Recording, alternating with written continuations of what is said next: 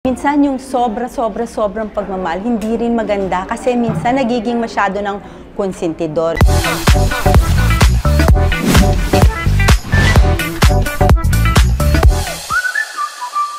Character ko dito ay si Ante Belen. Ante with the E.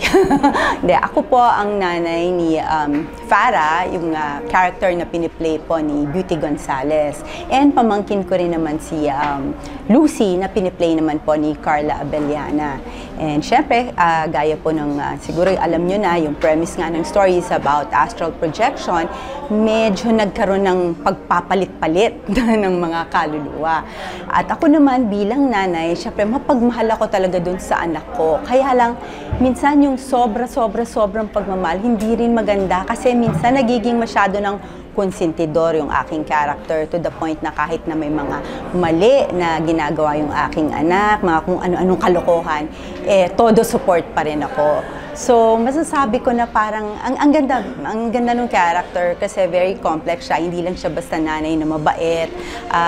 Parang push and pull yung aming character ni Beauty dito. Kaya abangan nyo. At saka, swerte ako talagang maituturing ko yung character ko kasi both nakatrabaho ko at naging parang in a way, nanay din ako ni Carla. Dahil nga, syempre, nagpalit-palit sila. So, abangan nyo po yan. Ako, exciting po. Nanay naman ako sa totoong buhay. So, given na yon. So, alam ko yung paano yung maging nanay na mapagmahal, na kung pwede mong ibigay yung lahat sa anak mo, gagawin mo. Kasi most mothers naman are like that. Yun lang nga, medyo kasi yung kinaiba namin sa character ko is that ako, syempre, nagta-tough love din ako sa aking anak, no? Na pagka hindi na pwede, syempre, kailangan disiplinahin. Yung si Belen, medyo hindi. Kinulang siya ng pagdidisiplina sa kanyang anak.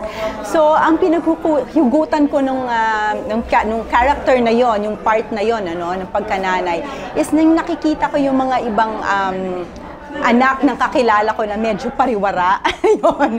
So, pinaghugutan ko yung ganon. Bakit ba naging ganon yung mga anak nila? So, siguro kasi sumobra, no? Sumobra yung nanay sa pagbibigay na kulangan ng disiplina. So, yun. Doon ako medyo kumuha ng inspirasyon sa mga nakikita kong ibang mga mothers na talagang todo pasa sa mga anak na minsan yung mga anak tuloy, medyo naliligaw ng landas. Thank you.